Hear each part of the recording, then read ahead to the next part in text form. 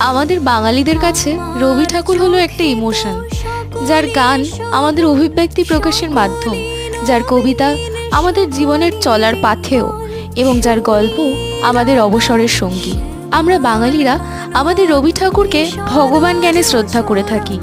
আর কবিগুরুর প্রতি বাঙালিদের এই ভালোবাসা গত শত বছর ধরেও একই রকমভাবে চলে এসেছে এবং যা আগামী সহস্র বছরেও ভুলবার নয়। তাই আগামীকাল কবিগুরু রবীন্দ্রনাথ ঠাকুরের 167তম জন্মবার্ষিকীতে আমার পক্ষ থেকে একটি ছোট্ট শ্রদ্ধার্ঘ্য হিসেবে আজ আমি রবি ঠাকুরের এই মূর্তিটি বানাচ্ছি কাচের ওপর। এই পুরো কাজটাই আমি মোল্ডেড ক্লে দিয়ে করেছি।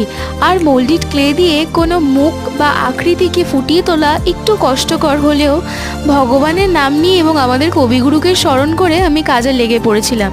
আচ্ছা, এবার তোমরা জানাও তো কবিগুরুর এই মূর্তিটি কেমন লাগলো।